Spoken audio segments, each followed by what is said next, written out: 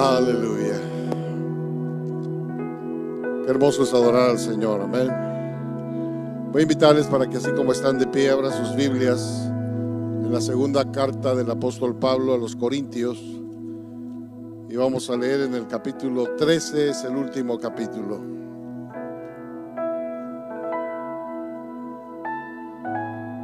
Aleluya, aleluya.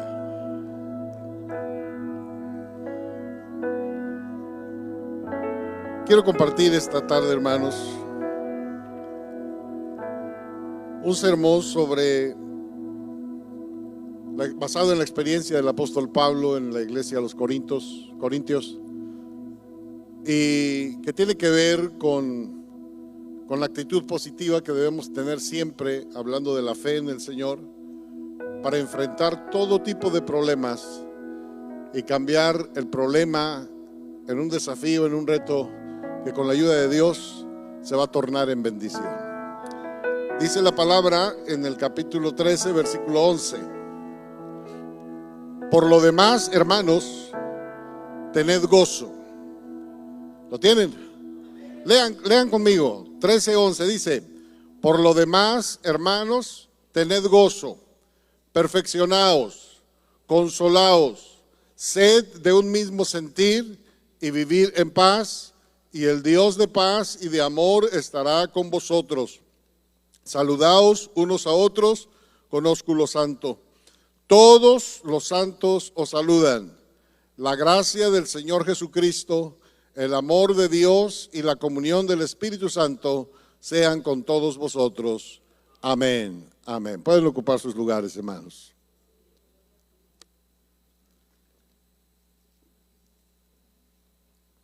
Hace muchos años,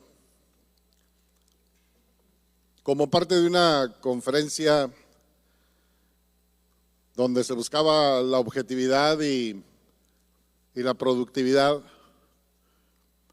pasando también por esas capacidades que a veces perdemos, ¿verdad?, de ver lo positivo en todo, el conferencista daba una ilustración de lo que es la visión o la capacidad de tornar un panorama negativo en algo positivo.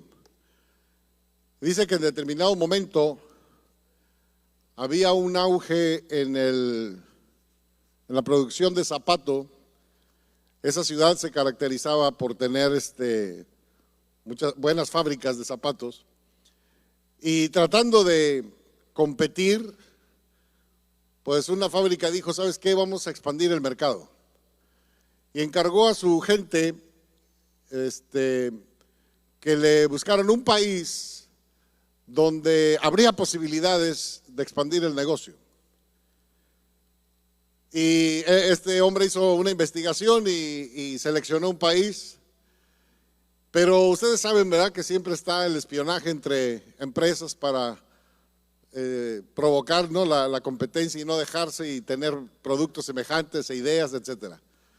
Y otra empresa supo de esto y copió la idea.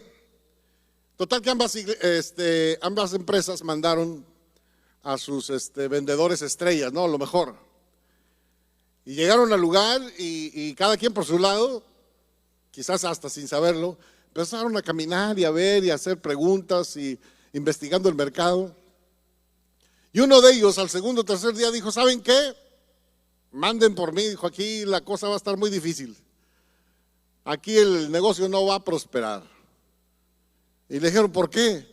No, dijo: es que nadie usa zapatos. Todo el mundo anda descalzo o anda con guaraches y aquí no hay mercado. Y pues lo mandaron traer. Y a diferencia del primero, el segundo le dijo: ¿saben qué? Vamos a aprovechar, mándenme toda la mercancía que tengamos, toda. Ah, caray, dijo: ¿por qué? No, es que aquí es un mercado potencialmente infinito. Nadie usa zapatos. Era la misma visión en el sentido de la realidad, pero era muy diferente la visión en el sentido del futuro. El primero dijo: no hay remedio aquí, vámonos, estamos perdiendo el tiempo. Ahora, hay un proceso, no es de la noche a la mañana de llegar y decirles: miren, estos son los zapatos. hay un proceso previo para enseñarle a aquella gente lo útil, lo bueno, lo cómodo que es traer zapatos. ¿Sí me explico? Porque si no va a pasar como aquella historia en uno de los ranchos, ¿verdad? Que un hombre que trabajaba en el ambiente rural por completo, en un rancho alejado, llegó al pueblo principal porque había ahorrado dinero para comprarse unos zapatos. Y total que se los compró, ¿verdad? Y cuando iba, después de que se bajó del camión, ya iba a agarrar su vereda para llegar a la casa, se quitó los zapatos y empezó a correr sin zapatos.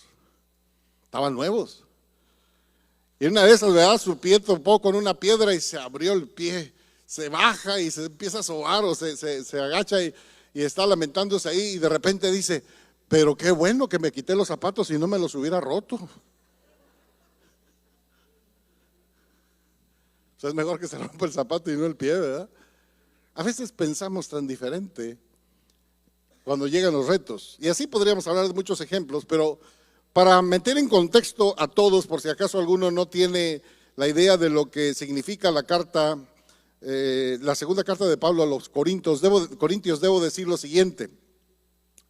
El trasfondo cultural y religioso de la sociedad de Corinto era totalmente echado a perder. La sociedad estaba hundida en el pecado, en el ambiente y la influencia de Grecia. Estaba en un ambiente religioso idolátrico 100%, pero lo más triste, lo más malo que tenía la iglesia es que habían perdido, no la iglesia, perdón, la ciudad, aquella región, habían perdido el valor de lo moral, de lo correcto. Y esto desgraciadamente había permeado en la iglesia y había actitudes y conductas negativas que se estaban solapando. Y sobresale mucho la de un hombre que se había casado o metido con la esposa de su papá. No era su mamá, pero era la esposa que había tenido su papá. Cuentan también los investigadores que no precisamente esta mujer estaba todavía con el papá y que el hijo se la había quitado, ¿verdad? Pero no hace menos daño de todas maneras. Y esto había generado un escándalo en la iglesia porque aquel participaba de la liturgia o del ambiente de la asamblea. Sin embargo, esta situación había mellado y había causado problemas. Pablo había prometido ir a visitar la iglesia, pero había tenido problemas en Éfeso y en otras de las iglesias y había retardado una y otra vez su viaje. Esto lo aprovecharon esos pseudo obreros que aunque trabajaban en la obra siempre estaban esperando un momento para dar el zarpazo, ¿verdad? Y derrocar al líder que Dios había puesto. Tiene muchas aristas, como podemos ver en el estudio de esta iglesia. Es una iglesia que requirió de 2 largas y profundas cartas con un contenido teológico y doctrinal. Pablo, en esta segunda carta, la divide en 3 secciones. Y una de ellas es el hecho de hablar y de compartir la misericordia de Dios a través de la consolación. Usa él 7 capítulos para este fin. El segundo es desafiar a la iglesia, como fue la parte de la lectura que nuestro hermano usó para la ofrenda, en el capítulo 9, capítulo 10 en adelante, habla de la tercera parte, pero la segunda parte es promover o provocar la generosidad en la iglesia para ayudar a la gente de Acaya y de otras regiones, tanto Jerusalén también. Y la tercera parte, a partir del capítulo 10, tiene que ver con la defensa del ministerio del apóstol. Porque aquella gente que estaba menoscabando y menospreciando el ministerio de Pablo, decía que Pablo no era ungido de Dios, ni que era el obrero que Dios tenía para ese lugar. Y Pablo, aunque algunos dicen que era bajito de estatura y era flaquito y debilucho, porque algunos dicen que su aguijón eran enfermedades o eran problemas de salud, El asunto es que este apóstol, aunque a la vista era alguien insignificante, en la autoridad, poder y unción de Dios, era un gigante. Poca gente puede igualar en la historia el trabajo que hizo este varón, digo, hablando de las circunstancias que aquel tenía. Otro de los detalles de Corinto es que no estaba cerca del ámbito de la vida de Pablo en el sentido geográfico. Para trasladarse desde Jerusalén a Corinto era un viaje enorme. Tenía, si conocen algo de geografía, avanzar de Jerusalén a Galilea, de Galilea a los altos del Golán, de los altos de Golán llegar a Líbano, quizás poquito de Siria, darle vuelta hacia arriba al mapa y llegar ahí donde fue el temblor hace poquito entre Siria y Turquía. Se me olvida esa región, no me acuerdo cómo le dicen, tiene un nombre especial esa unión. Darle vuelta, pasar por Turquía, seguir adelante y luego llegar a lo que sería hoy el sur de Bulgaria. Y ahí enseguidita está ubicada Corinto, o estaba ubicada Corinto. Esa es una opción. La otra opción era el barco, pero esa era menos accesible. La cuestión es que era algo difícil. Y Pablo hizo 3 viajes para ir a ver a esta iglesia. En suma, 2 cartas enormes, como ya mencioné, y 3 viajes fueron necesarios para más o menos estabilizar esa iglesia. Y Pablo, si ustedes leen con cuidado, ojalá pudieran hacerlo. Yo no sé, ¿verdad? Si son lentos para leer, a lo mejor duran unos 20 minutos leyendo la segunda carta, pero se puede leer en menos y darse cuenta de todas las cosas que Pablo tuvo que enfrentar y cómo la iglesia estaba hecha un caos. Por eso Pablo tuvo que hablar de los contenidos doctrinales básicos, ¿verdad? Les habló de la resurrección de Jesús, les habló de los dones, les enseñó que la iglesia es un cuerpo que debe estar unido, que si uno se duele, un miembro se duelen todos. Les habló del amor y todo porque era carencia. No sabían de todo eso y tenía Pablo que enseñarles. Así es que, a grosso modo, este era el panorama de Corinto. Había crisis en muchos sentidos, pero Pablo apelaba a que ellos, su fe, su entrega al Señor, si era genuina, Dios los iba a sacar adelante. Pablo entonces les exhorta a que esa actitud negativa, porque si se fijan, todo el capítulo 13, hermanos, todo el capítulo 13 está bien duro. Y les habla, dijo, en mi ausencia he sido blandito y me he aguantado. Yo no sé si ustedes han oído, ¿verdad? También de las enseñanzas de los psicólogos. Nunca tomes decisiones cuando estás enojado. O cuando estás triste. O cuando estás melancólico, ¿verdad? Porque tomamos malas decisiones. También los consejeros familiares nos aconsejan de que no corrijamos a nuestros hijos cuando estamos en el influjo del coraje. Porque podemos ofenderlos de palabra o podemos dañarlos, ¿verdad? Con algún golpe, no sé, pero tenemos que estar serenos y tranquilos. Y Pablo les decía como que estoy contando hasta 20 o a 30, ¿verdad? 1, 2, para que mi euforia se calme y no llegue yo tan bravo, ¿verdad? Porque les voy a decir una cosa, ahí está escrito, les voy a decir una cosa, dijo Pablo, en presencia no soy como en las cartas. En las cartas todo el hecho romanticismo, ¿verdad? Cristiano, y les hablo del amor y de lo de Dios, pero ya en persona dice ahí, voy a quizás a reprimir y a reprochar y a reprender a todos aquellos que han pecado, y menciona 3 pecados graves. Así es que ese es el capítulo 13, versículo 10 dice, pero os escribo estando ausente para no usar de severidad, cuando esté presente conforme a la autoridad que el Señor me ha dado para edificación y no para destrucción. Pablo estaba consciente de lo que a veces los pastores y predicadores, especialmente pastores y maestros en el aula, no nos gusta hacer como parte del trabajo. Encarrilar al que se descarriló, levantar al que se cayó. Todo lo hacemos con gusto, pero hay un proceso, y la primera cosa que que tenemos que hacer para ese proceso es enfrentar al pecador con su pecado. Y cuando dice, sí acepto, yo soy pecador, bueno, ya la cosa está un poquito más fácil. Pero hay algunos que todos sabemos que está en pecado y él dice que no, y hay que probárselo. Y hay que traer testigos, y hay que hacer una investigación y un juicio, todo dentro de la iglesia. Y si esto es a nivel de ministerio, pues la cosa se complica.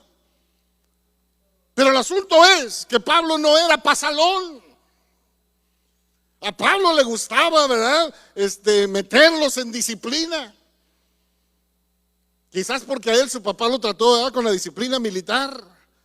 Pero de todas maneras el carácter de Pablo era un carácter, amado hermano, y un temperamento rígido, un temperamento estable. No andaba de aquí para allá, ni era dual, tenía una meta y él la lograba a toda costa. Así es que ya no voy a decir un poco más, creo que ya más o menos tienen una idea de cómo estaba la iglesia. Había gente triste, había gente dolida, había gente que estaba haciendo drama, pero había otros que estaban aprovechando las aguas revueltas para sacar provecho. Y dentro de todo, a mi juicio, esto es lo peor. Dentro de todo lo malo que había ahí, para mí la mayor maldad es aquellos que se decían apóstoles y se decían profetas y se decían ministros y estaban golpeando a Pablo en el prestigio y en el respeto y en la autoridad, socavando su autoridad. No hay cosa más ruin en la iglesia que hablar de la autoridad. Si usted tiene la capacidad de hablar cara a cara con su pastor o con sus líderes y marcarles lo que usted cree que está mal, adelante, pero siempre con la idea de edificar, no de destruir, de pacificar, no de pelear. Porque a veces la gente llega con nosotros y nos dice, pastor, muchos andan diciendo esto y esto, y a veces ni son muchos, es él, pero no se atreve a decir que es él. Y esto como mina el ambiente espiritual de la iglesia. Lo peor que puede hacer un creyente es criticar a sus líderes. De hecho, hay sentencia bíblica y hay que tener cuidado. La palabra del Señor entonces con todo esto presenta a través del apóstol Pablo un desafío nuevo para la iglesia. Pablo está invitando a la congregación a que agarre esa página y le dé vuelta y se enfrasque en lo que hay mañana de parte de Dios para nuestras vidas. Porque si le damos vuelta y vuelta a la circunstancia, nosotros nos vamos a quedar atorados ahí y la bendición de Dios no va a fluir. Lo primero que el apóstol Pablo dice es que establece ese momento como una oportunidad para salir adelante, para vencer. Así como el vendedor de zapatos que llegó al lugar donde nadie usaba zapatos, dijo, bueno, lo primero que tengo que hacer es que convencerles de lo bueno que es usar zapatos y luego me voy a poner, no me voy a dar abasto vendiendo zapatos. Es una oportunidad para crecer. Cada vez que a su vida llegue un problema, cada vez que usted se sienta desafiado o retado, es la oportunidad que Dios le está dando para expandir su fe, para expandir su conocimiento, para expandir el conocimiento de Dios en su vida y el poder de Dios. No le tenga miedo a los retos. El versículo 11 que comencé leyendo, Pablo hace como que cierra un círculo, una parte y dice, ok, resumiendo, es lo que para mí significa, por lo demás, vamos a olvidarnos de lo otro, vamos a cambiar de tema. Pablo dice, mire, espérense, lo más importante es esto, tened gozo. Y como que Pablo lo saca de onda, ¿no? Cuando estaban leyendo la carta en la iglesia, todos hicieron cara de como dicen, ¿no? De los americanos, de ¿what? ¿Qué dijo? Si tenemos los guantes ya casi listos y todos nos fruncimos el ceño y estamos aquí todos contra todos, y dice que nos gocemos. ¿Sabían ustedes, amado hermano, que una característica del creyente es que en medio de luchas, de pruebas, de dolor, de angustia, siempre tendremos el gozo de nuestra salvación? Porque lo más terrible para los que hemos sido iluminados es estar perdidos, es ser condenados al infierno, porque la parte más hermosa del cristianismo es que creemos que Jesús es nuestro Salvador, que perdonó nuestros pecados, que murió en la cruz del Calvario. El gozo no radica en el templo que estamos, en la iglesia que estamos, en el pastor que tenemos, sino radica en el Salvador de los cielos, que ha venido a la tierra para salvar y perdonar nuestros pecados. Detrás de la palabra gozo, que además era muy usada por Pablo, porque en cierta ocasión le dijo a otra iglesia, a la iglesia de Tesalonicenses: estad siempre gozosos. Les dice: gozaos. Filipenses 4:4, hermanos, regocijaos en el Señor siempre. Y luego dice: otra vez os digo, regocijaos. Como que llegaban a Pablo muchas quejas y muchos lamentos y todo, y Pablo le decía: espérate tantito, vamos a comenzar por el principio. ¿Eres salvo? Sí, pues entonces gózate. Si esta carne sufre aquí, no te apures tanto por la carne, no le des tanto placer a la carne ni apacigues. Esta carne se va a quedar, y esta carne te puede engañar y te puede retener, es más, te puede llevar al infierno. ¿Cuántas veces le dijo Pablo, vosotros siendo espirituales tengo que hablarles como a carnales? Debiendo haber sido ya maduros, tengo que hablarles como niños. La cuestión aquí, amado hermano, es que el gozo debe ser la característica principal de un cristiano que ha pasado por las pruebas, por el dolor, por la angustia, y que ha mantenido la calma y sobre todo la confianza en Jesús. Los discípulos, cuando el barquito en el que iban, una lancha o un barco pequeño, empezó a moverse, y hay un dato curioso aquí. Cuando leemos ahí Mar de Galilea, pues pensamos en un mar. Pero si usted va al Mar de Galilea, se dará cuenta que no es un mar, es un lago muy grande, pero usted alcanza a ver el otro lado. ¿Sí me explico? Y en ese lago, ¿cómo decirlo? Aparte del lago, pues no hay lo que hay en el mar, las olas. Las olitas en un lago, pues son chiquititas. Pues Dios mandó a los ángeles soplar fuerte, ¿verdad? O no sé a quién, y sopló fuerte de tal manera que la barquita, pues se asustaron hasta los que eran pescadores. Y Jesús dormido. Y hasta le reclamaron: ¿que no tienes cuidado de nosotros? Tú estás aquí para cuidarnos. Y Dios quiere, amado hermano, que entendamos que Él no está nomás para satisfacer nuestros miedos o nuestras preocupaciones. Él está en medio de nosotros para ser glorificado.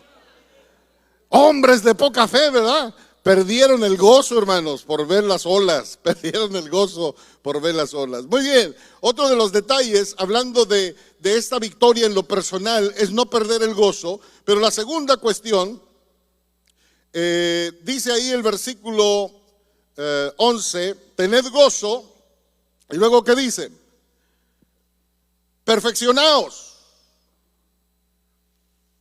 Pablo aquí ya no explicó porque ya había hablado mucho. Este era un resumen, se estaba despidiendo. Pero yo no dudo que cuando él llegó a la tercera visita le hicieron preguntas sobre esos últimos versículos. ¿Y por qué nos dijiste que nos perfeccionemos? Era obvio, hay tantos problemas. ¿Sí o no? Se critican unos a otros, se presumen, hasta del ministerio estaban orgullosos. No, yo sano más enfermos que tú, etcétera. Yo enseño mejor que tú, yo predico mejor que tú. Y ahí se la llevaban. Por eso Pablo tuvo que hablarles del amor. Yo les mostraré un camino más excelente. La cuestión aquí interesante, amado hermano, es que Pablo les estaba diciendo: no son perfectos, quieren seguir adelante, perfecciónense. Porque lo que está imperfecto detiene la producción, detiene el avance. Nuestra mente no es perfecta, nuestros sentimientos no son perfectos. De repente una hermana llegó un día muy sentida, muy ofendida y que ya se iba de la iglesia. ¿Por qué se va, hermana? No, es que aquí nadie me saluda como allá en mi rancho. ¿Y cómo lo saludan en su rancho? Y ya me enseñó, me agarró la mano y me la apretó. No, le dije, pues ya aquí saludamos diferente.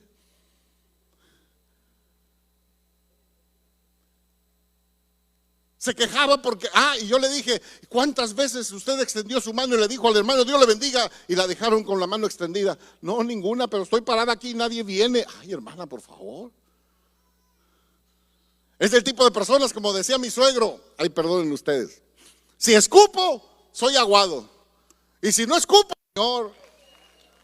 ¿Por qué? Porque nuestra tendencia es perfeccionarnos, crecer, madurar, avanzar. Y aquí aplicamos lo que le dijo Dios a Lot y a su gente. Escapa por tu vida, le dijeron los ángeles. No dejes de correr, no mires tras ti. Yo no sé de qué se acordó la esposa de Lot. A lo mejor de sus plantitas, de la olla de frijoles, del café, no sé. Y volteó de sus animalitos y volteó con añoranza al pasado. Amados hermanos, tenemos mejores cosas en el futuro. Hay que luchar por las mejores cosas espirituales cada día de nuestras vidas. Todo el tiempo que estamos viviendo, ustedes lo conocen, son tiempos difíciles. Dios está empezando a mover el sedazo, la coladera, para que usted vaya sintiendo la vibración de todo. Y se van a ir yendo los que no son fieles, los que están a medias, los que son tibios. Estamos viviendo el tiempo que representa la iglesia de la Odisea. Por cuanto no eres ni frío ni caliente, te vomitaré de mi boca. Es tiempo de ayunar, es tiempo de buscar, es tiempo de meterse con Dios, tiempo de avanzar, tiempo de perfeccionarnos. Si usted se analiza y hace ese experimento que a veces los psicólogos sugieren, haga una lista de todos los pros y de todos los contra de su vida.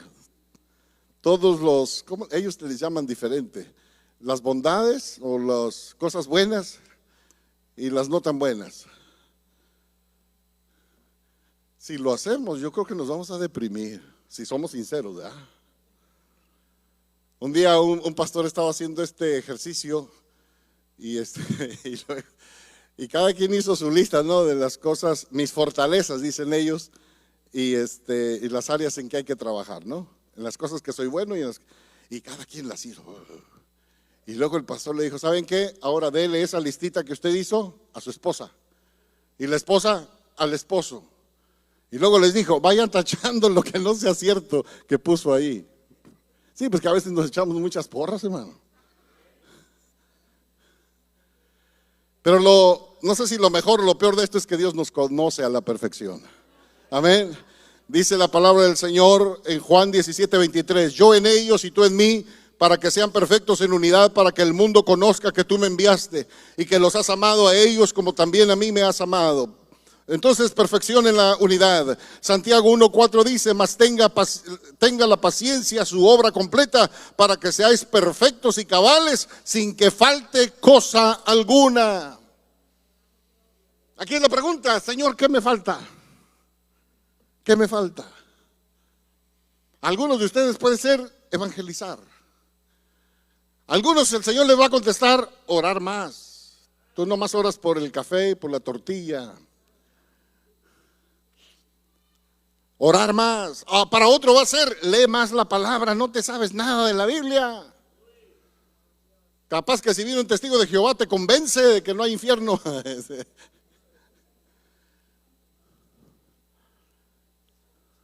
¿Estamos?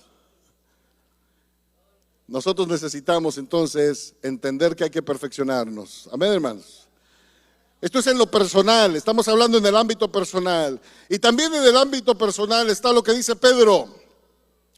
Primera de Pedro 5:10, mas el Dios de toda gracia nos llamó a su gloria eterna en Jesucristo, después de que hayáis padecido un poco de tiempo, Él mismo os perfeccione, afirme, fortalezca y establezca. Toda aflicción nos ayuda a perfeccionarnos. Pablo les estaba diciendo: de todo esto que ya pasamos, aprendan algo. Y no lo vuelvan a repetir lo que está mal. ¿Sí? Entonces hay que perfeccionarlos. Y luego dice otra palabra el apóstol ahí: consolaos. ¿Sí? De hecho, 7 capítulos de esta segunda carta hablan de la consolación. Pero quiero leer nada más 2 Corintios capítulo 1 versículo 3 y 4. Bendito sea el Dios y Padre de nuestro Señor Jesucristo, Padre de misericordias y Dios de toda consolación. No hay nadie que consuele mejor que Dios, el cual nos consuela en todas nuestras tribulaciones, para que podamos también nosotros consolar a los que están en cualquier tribulación, por medio de la consolación con que nosotros somos consolados también. Llega un momento, y lo voy a decir más adelante, que Pablo se abre con toda sinceridad, porque si en la primera carta Pablo destapó o quitó el techo de la iglesia y exhibió la situación de la iglesia, en esta segunda carta Pablo quita la tapa de su corazón y lo expone, y les empieza a decir lo que sufre, lo que padece. Hay muchos que creen que el pastorado es el trabajo más fácil y más bien remunerado. Yo creo que es el mejor de los trabajos, pero no es el más fácil.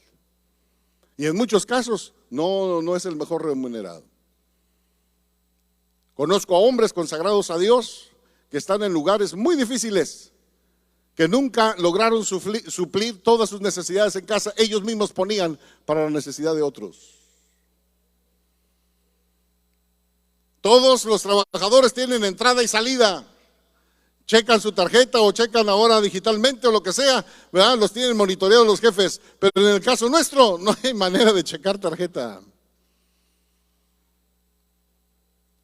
Dentro de todo, lo voy a mencionar más adelante, pero Pablo les estaba queriendo decir: si no aprenden, si no se perfeccionan, se van a quedar atorados. Hay que crecer, hay que avanzar. Amén, hermanos. Bendito sea el nombre de Cristo Jesús. Pablo hablaba también de consolación en el Señor. También es una oportunidad para crecer y avanzar en el ámbito colectivo o en el ámbito social. Quiero que vayan conmigo al versículo 11, ahora en la segunda parte.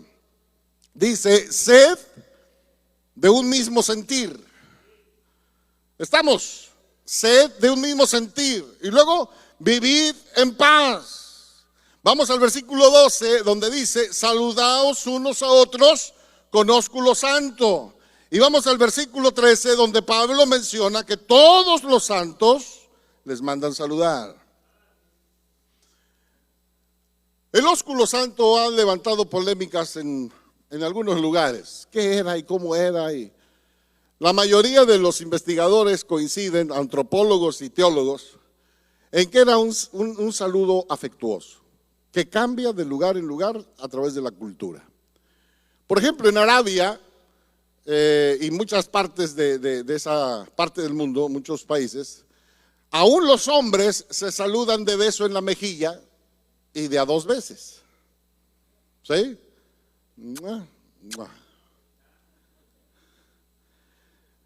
Yo le pregunto a mis paisanos, voy a hablar con los mexicanos, no sé si el resto de los latinoamericanos le entran, no sé si los salvadoreños se saludan de beso. Pero si ustedes se quieren saludar a un mexicano, sale corriendo. Algunos a lo mejor hasta le dicen: el Señor te reprenda, espíritu inmundo, sal fuera. Entre las mujeres en nuestra sociedad es muy común. ¿Estamos de acuerdo? Se saludan de beso. No sé si de las 2 mejillas, pero cuando menos de una. Pero nuestra sociedad está tan corrompida que no porque se saluden de beso es un beso sincero o es un saludo sincero, ¿verdad? Entonces realmente aquí el valor que toma esta frase del ósculo o santo puede ser un beso en la frente, puede ser un beso en la mejilla. En algunas partes de México, del antiguo México, saludaban a los mayores con un beso en la mano. Pero lo que quiere decir es que habla de un saludo fraternal impregnado de sinceridad y amor. Así es que no importa tanto cuál sea el gesto o la acción del saludo, pero debe contener entre nosotros el amor de Cristo y el amor nuestro por cada uno de los hermanos en Cristo Jesús. ¿Me estoy explicando?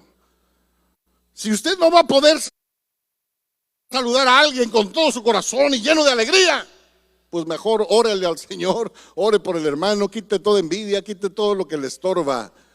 Porque entonces de nada sirve decirnos, Dios te bendiga, hermano, si por dentro estamos, ojalá ya te vayas con Cristo, ¿ah?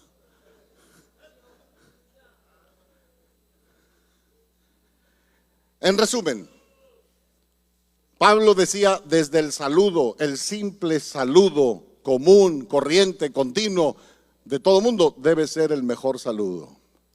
Debe estar lleno del amor cristiano. Debes transmitir tu gozo por saludar a tu hermano. ¿Cuántos alaban a Dios, hermanos? ¿Cuántos dan gracias a Dios por sus hermanos en Cristo? Aún por aquellos que a veces nos meten en problemas, ¿no?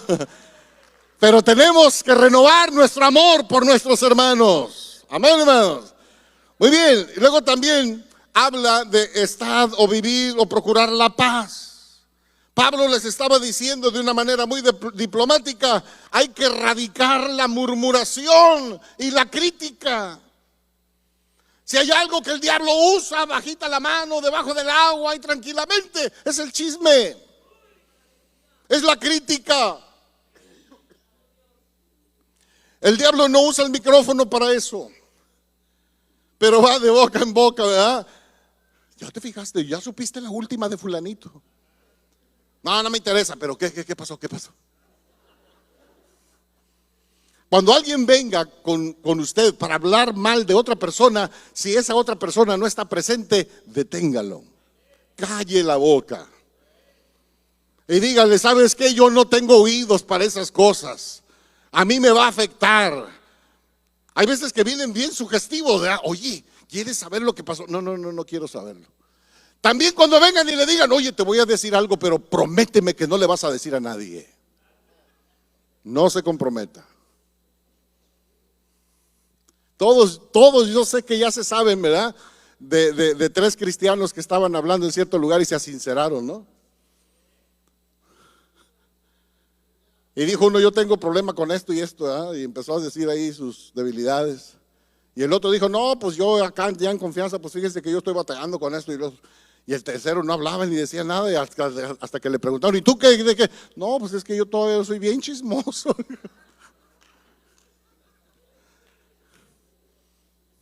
O sea que voy a contar lo que ustedes andan haciendo. Si algo ha dañado a la iglesia por décadas, es el chisme, la murmuración, la crítica. Y no solo ha destruido gente a nivel de soldado raso, a nivel de miembros de iglesia, sino que ha destruido ministros, porque han sido juzgados por puras murmuraciones. Y la palabra del Señor, amado hermano, nos enseña que a los ministros hay que amarlos, hay que cuidarlos, hay que respetarlos. Y cuando ellos fallan hay que llamarles la atención con el amor de Dios, rodearlos, restaurarlos.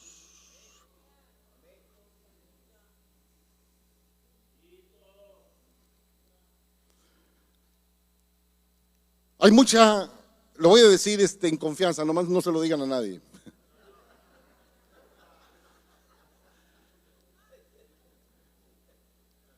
Pero hay muchas páginas muy oscuras en nuestras vidas ministeriales de tristeza, de dolor, de soledad,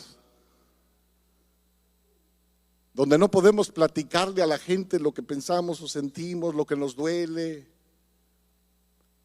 por miedo a ser malinterpretados. Y de repente si abrimos la boca por ahí, intentando encontrar consuelo en alguien, no, pastor, me acaba usted de decepcionar. Yo pensé que usted tenía fe. Yo pensé que usted estaba cerca de Dios. O sea, como que nos piensan como que somos semidioses, ¿no? O casi dioses, ¿no?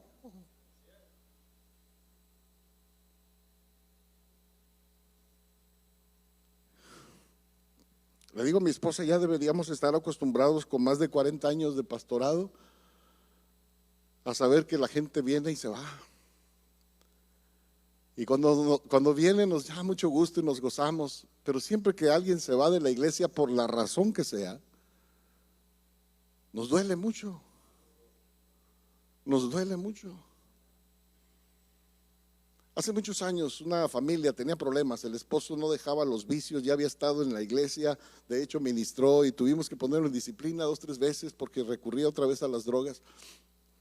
Y un día en la primera banca, bueno, entre la primera banca y el altar, hablé con él y le dije, mira, tienes ya que ponerte las pilas, como decimos. El Señor ha tenido misericordia, pero un día tu esposa se va a cansar. Un día tus hijos van a ver el mal ejemplo y no van a querer nada con Dios. Agarra la onda pronto, arrepiéntete, échale ganas. ¿Saben qué pasó? Dejaron de ir. Y cuando fuimos a visitarlos, creo que fue a través del suegro, o sea, del papá del muchacho, nos dijo, es que mi nuera está muy enojada con usted. Ah, caray, ¿y por qué?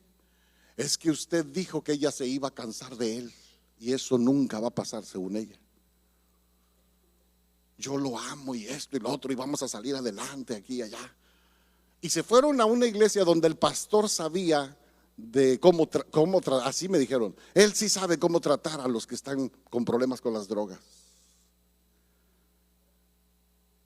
Pasaron los años y ¿qué cree, pastor? Se separaron. Y aquel llegó al grado de andar de indigente, de andar, como dicen aquí, homeless. Y nos tocó, porque el papá de este muchacho todavía es miembro de la iglesia hasta la actualidad, pues ministrarle, ¿verdad?, a través de ese lado familiar y todo lo que conocíamos de él. La mujer vino con nosotros a pedirnos perdón, especialmente a mí, porque hasta me decían, ave de mal agüero, ¿no? Yo le dije, es que lo que yo les dije era muy obvio. Quizás tú ahorita no estabas, o en ese momento no estabas con esa actitud, ese sentir, pero era un argumento para que él reflexionara. O sea, lo que quiero decir, somos a veces el jamón del sándwich. Y nos va mal por un lado y por el otro.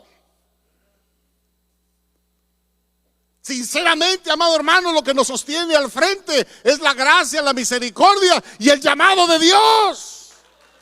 Ahora, estoy hablando de una parte del ministerio, de una etapa. Si nos quedamos en esa, nos amargamos, nos llenamos de ira, abandonamos el ministerio o predicamos desde el púlpito, ¿verdad?, nuestras amarguras y condenamos a la gente, etcétera, etcétera.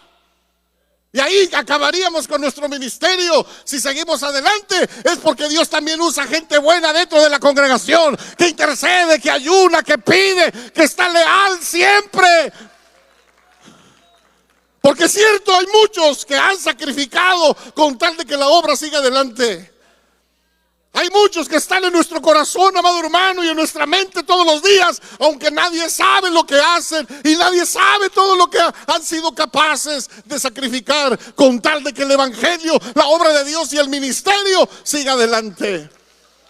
Sus oraciones, sus ofrendas, sus abrazos, sus apapachos, todo Dios lo toma en cuenta para seguir adelante. Y el apóstol Pablo dice, no estamos aquí para pelear, estamos aquí para unirnos. En medio de cualquier cosa, deje la crítica, deje la murmuración, busque la paz, busque la armonía, porque Dios se glorifica cuando la iglesia está unida. El mundo va a ser salvo cuando la iglesia esté unida, cuando la iglesia se defienda a sí misma. Esté orgulloso de ser parte de esta iglesia. Con preocupación he predicado en iglesias donde mi espíritu se oprime, donde hay una profunda tristeza, porque no hay recepción. Mucha gente se ofende cuando se predica la palabra de Dios tal y como está. Quieren que les suavicemos las cosas, que se las pongamos facilito. La lucha contra el diablo no es así, hermanos. Si nosotros predicamos suave, el diablo se los va a llevar vivos al infierno. Filipenses 2:1-3 dice, por tanto, si hay alguna consolación en Cristo, si algún consuelo de amor, si alguna comunión del Espíritu Santo, si algún afecto entrañable, si alguna misericordia, completad mi gozo sintiendo lo mismo, teniendo el mismo amor, unánimes, sintiendo una misma cosa. Nada hagáis por contienda o por vanagloria, antes bien con humildad, estimando cada uno a los demás como a superiores a sí mismos, a él mismo. No hay mejor bendición para el ministro que ver a la congregación unida en amor. Dan ganas de trabajar, dan ganas de proyectar. Cuando no hay unidad, da miedo proponerles algo. Da miedo proponerles una nueva misión. Vamos a hacer esto, vamos, porque empiezan unos, sí, pero vamos a hacerlo así, no, vamos a hacerlo acá, no a esta hora, no de este color, etcétera, etcétera. Por eso es que la democracia en la iglesia a veces no funciona. Hermanos, ¿a qué horas quieren el culto del domingo? Imagínense, nunca nos pondríamos de acuerdo. Hay algunos que se levantan a las 10, otros a las 11 de la mañana. ¿Cuándo estarían a tiempo en la iglesia? Aleluya. También el deseo del apóstol era buscar la armonía. Dios nos toma a nosotros como pacificadores. Cuando usted vea que alguien está en conflicto, no se ponga del lado de uno, póngase del lado de los dos. Únalos. Si usted no puede solo, junte a 2, 3 en oración y oren por ellos, ¿verdad? Y si la cosa es más grave, pues inviten a los pastores y a los líderes, pero con la idea siempre de armonizar. Amén, hermanos. Hay gente que por su formación en la casa, hay gente que por su formación en la vida, hay gente por su carácter que no se lo ha rendido al Señor, siempre ven las cosas diferentes y piensan diferente y quieren hacer las cosas diferentes. Y siempre están criticando, murmurando, analizando, ¿por qué esto? ¿Por qué lo otro? ¿Y por qué no así? ¿Por qué no así? Así es que buscar la armonía es establecer un ambiente donde Dios se va a glorificar. Por último y en tercer lugar, es una oportunidad para crecer y avanzar en su relación con Dios. Cada vez que hay crisis, cada vez que hay problemas, cada vez que hay retos, cada vez que hay desafíos, no solo va a crecer en lo personal, eso lo va a hacer crecer en la iglesia, con los hermanos, pero también lo va a hacer crecer con Dios, en su ministerio, en su vida personal. Dice la palabra de Dios en el versículo 11, la tercera parte, y el Dios de paz y amor estará con vosotros. Porque a veces en nuestra oración no sentimos nada, y usted dice, a mí Dios no me habla, ya ni me ama. Pues ¿cómo lo va a amar si no entiende? Si no se arrepiente de sus malas conductas, si no quieren. Usted dice que es cristiano y que lo bendiga el Señor, pero usted está haciendo lo que quiere, no lo que Él quiere. Queremos que nos proteja, queremos que nos bendiga, queremos que esté con nosotros, pero nosotros no estamos con Él.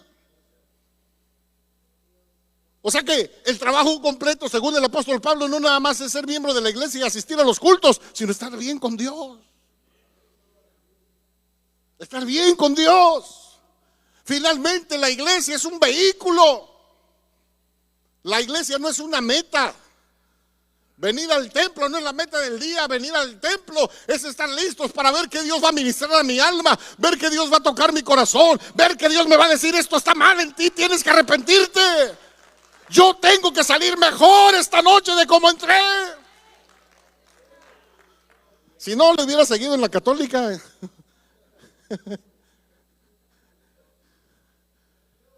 Ya me salí, ¿verdad?, del tema. Es decir, no vale la pena cambiar de religión, ni cambiar de iglesia, ni cambiar no, lo que hay que hacer es cambiar nuestra relación con Dios, mejorar nuestra relación con Dios. También dice la palabra del Señor, y la gracia del Señor Jesucristo, versículo 14, el amor de Dios y la comunión del Espíritu Santo sean con todos vosotros. Tengo un sermón basado solo en ese versículo. Nunca he podido terminar ese sermón de predicar. Son las 3 cosas más maravillosas que Dios pudo habernos regalado. La vida cristiana comienza con la gracia de Jesucristo. Ese es el primer contacto, pero se originó en el amor de Dios por nosotros. Es decir, conocimos a Jesús como nuestro Salvador y conocimos su gracia porque Dios amó a todo el mundo. De tal manera que dio a su Hijo unigénito, para que todo aquel que en Él cree no se pierda, mas tenga vida eterna.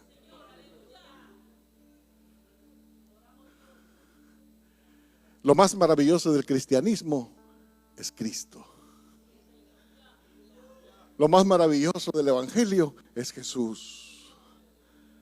Lo que más impacta nuestras vidas en la iglesia no es la denominación, ni es la forma de que alguien o tal enseñe o predique o de la alabanza.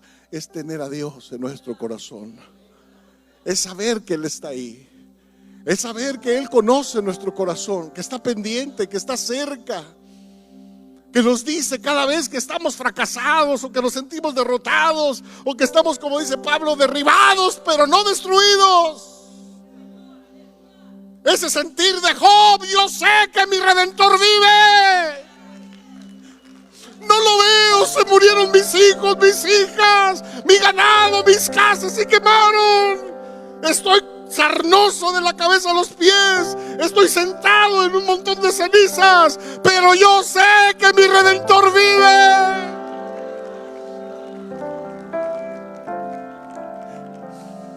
No necesitamos tener todo materialmente hablando para saber que Dios es bueno con nosotros. No necesitamos de todas las tragedias del mundo que nos pasen a nosotros para saber que Dios está con nosotros. Él está ahí aunque no lo sintamos. Él está ahí aunque no lo veamos. Él está ahí aunque no estemos nosotros en la expectativa de verlo.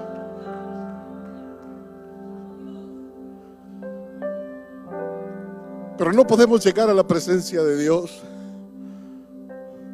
si no nos amamos nosotros mismos, es decir, aceptamos a Dios en nosotros y nos mejoramos.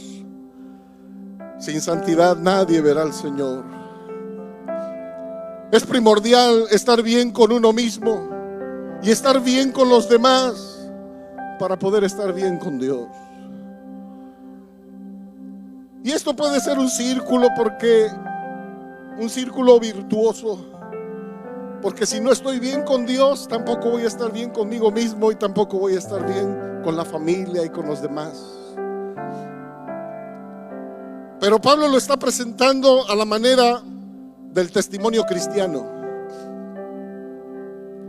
Si tú estás bien con Dios, lo vas a manifestar en tu vida y lo vas a manifestar en la iglesia. Hoy a la hora de la comida, uno de los hermanos que nos invitó: pastor, ¿usted qué piensa? Me hizo un montón de preguntas, pero entre ellas me hizo esta. Un hombre vino conmigo y me dijo: ¿sabes qué? Hubo 3 personas de diferentes lugares y en diferentes ocasiones que me dijeron que yo tenía llamado, que yo iba a ser pastor. Pero tú sabes, tú me conoces, yo estoy metido en mi trabajo aquí y allá y esto y lo otro, voy y vengo. Han pasado 15 años y no he podido hacer nada. Y dice: pastor, dígame si estoy bien. Como le contesté, dijo, me empecé a reír, dije: no te apures, date tranquilo. No eres llamado. Si fueras llamado ya lo hubieras hecho. No hubieras aguantado. No hubieras aguantado. Hubieras puesto a trabajar en tu casa, invitar gente. Porque otra pregunta es: ¿cómo? Yo quiero ser pastor, ¿cómo le hago?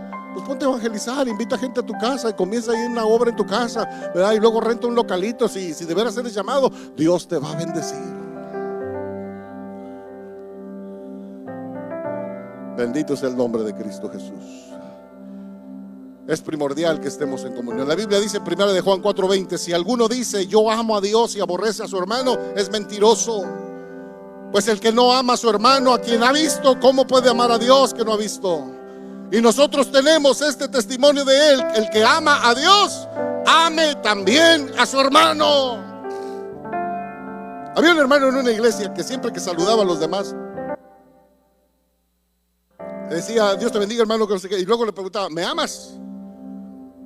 Porque si no me amas no te vas a ir al cielo.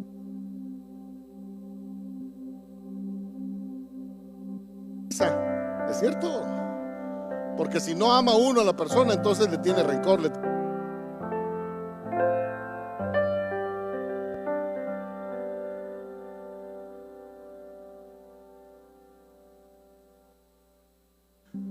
Según lo que nos dice este versículo, esperamos que la situación,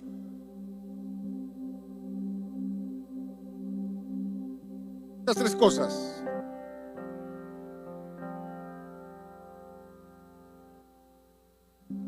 seguridad. Al creyente mantiene su vida salva, o sea, cerca del Señor. Juan 1:16 dice: porque de su plenitud tomamos todos, y gracia sobre gracia. Pues la ley por medio de Moisés fue dada, pero la gracia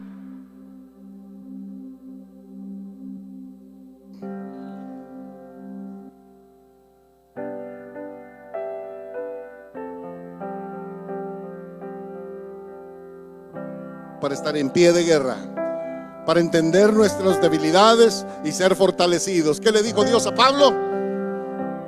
Dios, quítame este aguijón de mi carne. ¿Qué le dijo? Bástate mi gracia. Ahí está la respuesta. Ora más, busca más de Dios, métete más con el Señor, sirve al Señor. Va a llegar el momento en que ese aguijón se te va a hacer nada, porque la gracia de Dios se va a multiplicar en tu vida. Ese pasaje está bien profundo, no lo vamos a poder entender luego. Por eso dice Pablo: me gloriaré en mis debilidades.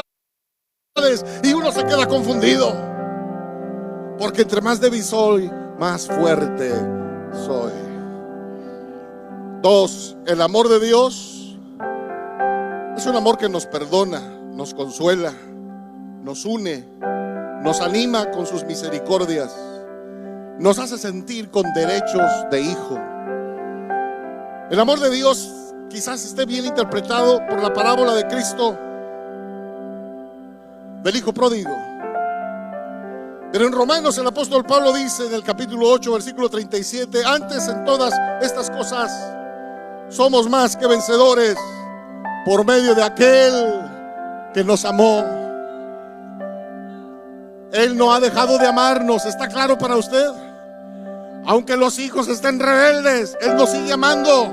Y ese amor es garantía de que en algún momento dado quebrantará corazones y los traerá al redil con su poder. Por lo cual estoy seguro de que ni la muerte, ni la vida, ni ángeles, ni principados, ni potestades, ni lo presente, ni lo porvenir, ni lo alto, ni lo profundo, ni ninguna otra cosa nos podrá separar del amor de Dios que es en Cristo Jesús, Señor nuestro. Varios hemos dicho: ya no quiero nada, no quiero seguir, aquí le paro, mejor me devuelvo, o sencillamente ya no quiero.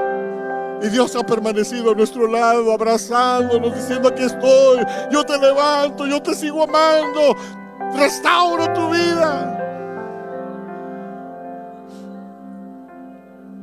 En tercer lugar, quiero invitarles, se pongan de pie y no pierdan de vista lo que voy a decir.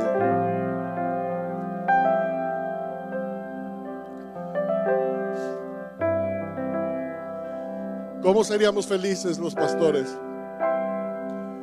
si las iglesias aprendieran a saber lo que es la comunión en el Espíritu? Lo más contundente en la vida del cristiano es la presencia permanente del Espíritu Santo. ¿No sabe qué hacer? Pregúntele al Espíritu.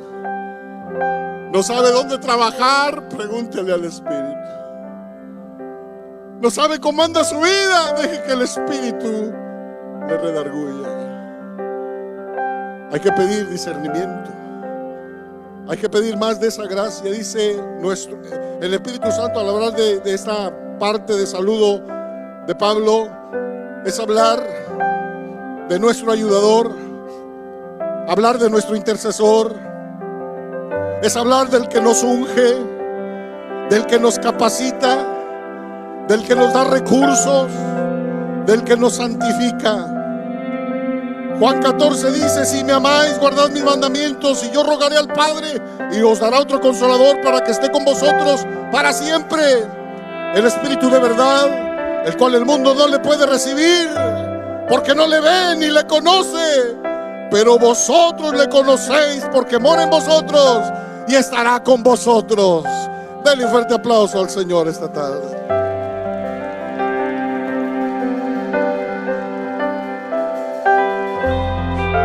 Señor, he predicado tu palabra. Qué maravilloso, Señor, saber que tú estás con nosotros.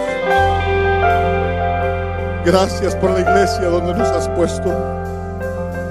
Gracias por ser parte de los redimidos y de los escogidos. Perdónanos si hemos fallado en cualquier cosa. Perdónanos, perdónanos. Queremos crecer en lo personal. Queremos crecer como iglesia. Pero queremos crecer en nuestra relación contigo. Si hay alguien que quiera venir al altar a adorar al Señor, a rendir su vida a Cristo, a renovar sus votos o sencillamente adorarle, vamos a hacerlo con todo nuestro corazón.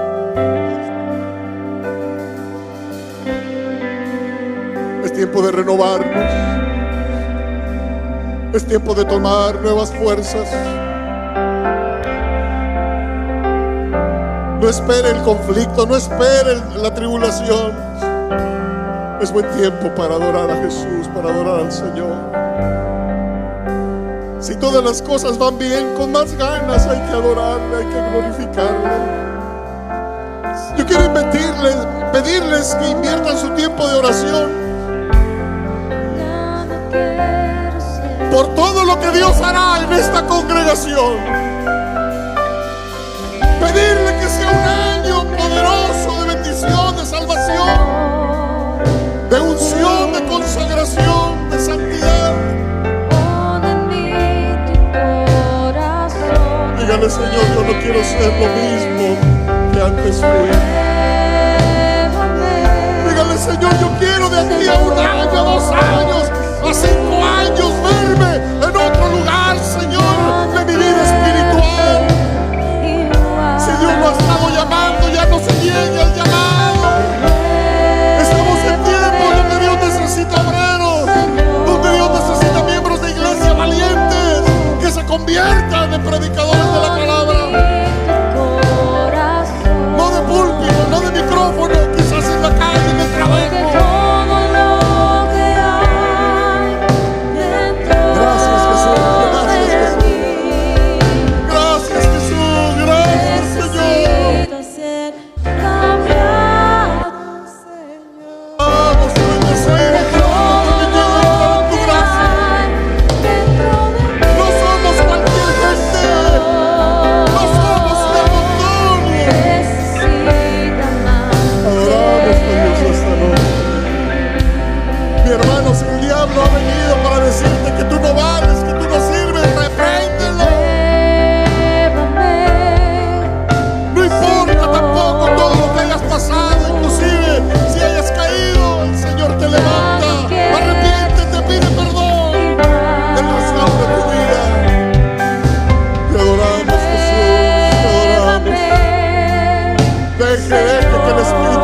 Lo más hermoso y lo que más debemos pelear en nuestras vidas es la unción del Espíritu, es la comunión con el Espíritu, es la comunión con el Espíritu. Señor Jesús,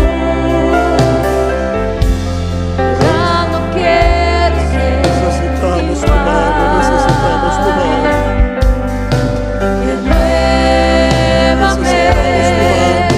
Señor Jesús, Transforma nuestras vidas. pon en mí tu corazón,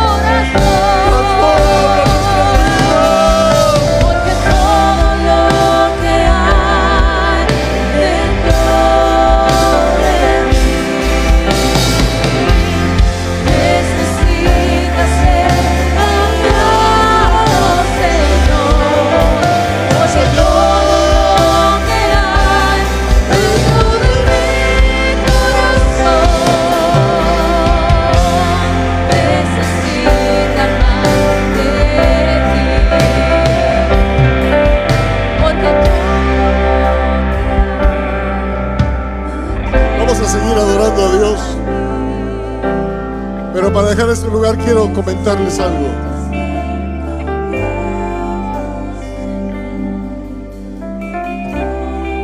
Dios me permitió ir a Nepal hace algunos años. Y Nepal tiene el 90% como religión oficial el hinduismo. Y ustedes ven que tanto en la India como en Nepal, las mujeres especialmente tienen una marca aquí en la frente, ¿sí? Tipo lunar. Y yo, estando en Nepal, le pregunté al chofer que nos traía: ¿por qué las mujeres traen eso? ¿Qué significa? ¿Y saben qué me contestaron? Eso significa que ellas ya fueron a hablar con su Dios. Y ustedes pueden ver de ese polvo rojo y a veces negro que están diferentes árboles o diferentes altares en toda la ciudad. Lo que primero hacen la gente de allá es salir a ver a su ídolo, agarra ese polvito y se pone la marca, y así todos saben que estuvo en comunión con su Dios. Yo les quiero dejar este desafío: que la gente se dé cuenta que todos los días nosotros tenemos comunión con el Espíritu Santo. En nuestro hablar, nuestro mirar, nuestro trabajo, todo lo que hagamos vaya impregnado con la presencia del Espíritu Santo. Dios les bendiga, mis queridos hermanos.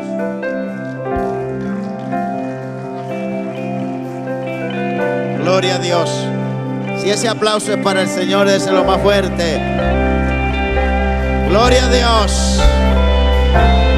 Gracias, Señor, por la palabra. Gracias por la realidad, Dios mío, Señor, de la palabra que nos habla, Dios mío. Muchas gracias, Dios, muchas gracias. Gracias, hermano Silva, gracias por la palabra.